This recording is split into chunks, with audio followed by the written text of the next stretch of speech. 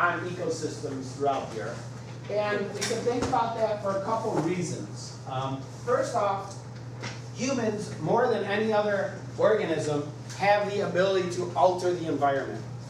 To sort of take an ecosystem and basically transform it into whatever we want. We could take like a desert ecosystem and we build huge cities there, even though really not much should be living there. We shouldn't have millions of people living in the middle of the desert. But we can transform ecosystems, we can bring in water from other places, we have air conditioning, all these things that make that a habitable place for humans to live. So we can alter our environment much more than other species, and we do. But other species also alter their environment. If you think about a beaver, can transform a stream ecosystem into a pond ecosystem when it builds a dam. That's a big impact. But humans do this to a much greater degree. The other factor in humans affect the environment is our population size, our population growth.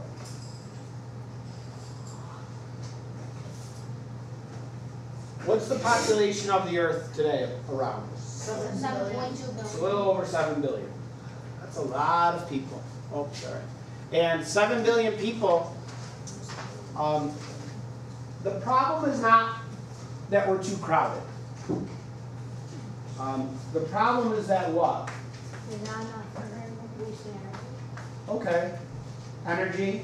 There's not like a lot of land to like have farms to feed. Okay. So food, resources, we would say.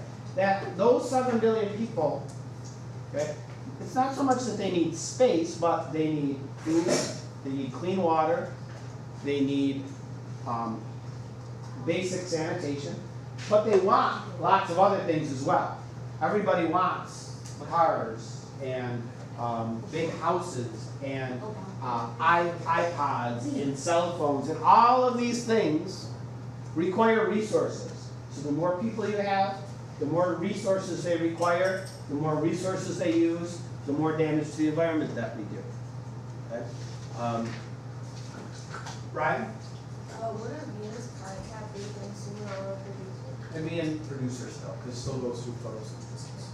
All right, if we look at a graph showing the population of the Earth, well, for millions, well, hundreds of thousands of years, it was low, you know, less than 100 million, less than 50 million. How do you know that it was that population? Because you can predict backwards what population was. So again, this is in historic times still, 7,000 BC. So we had low population, and it grew slowly, just sort of a straight line. But then you see a little blip there during the plague. But then you see, once we start to get to more modern times, this graph just changes into an exponential curve. It just goes up at this rapid pace up to here today where we're at about 7 billion. What is the reason? What caused this graph to change there? Why didn't it just continue like this? Okay. Linda? Well, I mean, humans have always reproduced, obviously, and not necessarily that they reproduced at greater rates. Brandon? Humans to like change their environment so they can be safer and like make more food.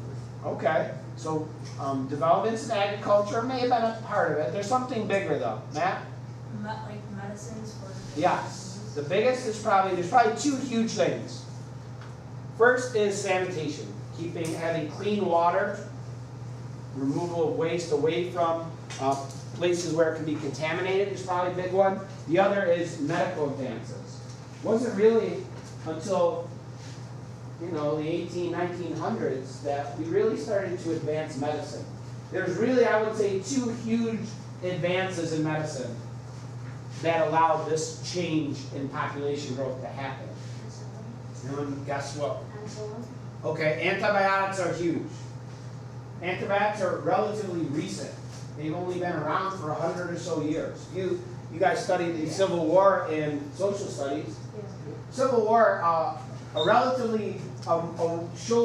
to the arm, a bullet wound to the arm. It doesn't damage any major organs, doesn't sever any arteries, the person doesn't bleed to death. yet it could still have led to the death of that individual. Why? Mary? Because of infection, because of bacteria, it get in the wound, infect it, spread throughout the body, killing a person. So relatively today, that might be a relatively minor wound that a person could easily recover from. Because now we have antibiotics, chemicals that will kill and cure an infection. So that's a huge development. There's one other big thing that's more of a preventative, that is also a more modern medical technology. I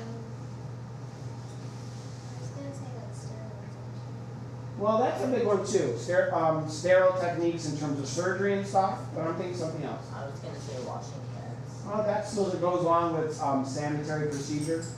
X-rays and stuff. What's that? X-rays and stuff. Not so much that. Like mechanical advantages that can keep you safe. No.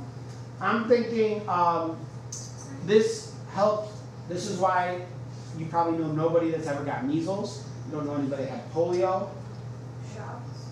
Yeah, what do we call those types of shots? Vaccines. Vaccines which prevent people, millions of people would be affected by polio or smallpox or measles or mumps.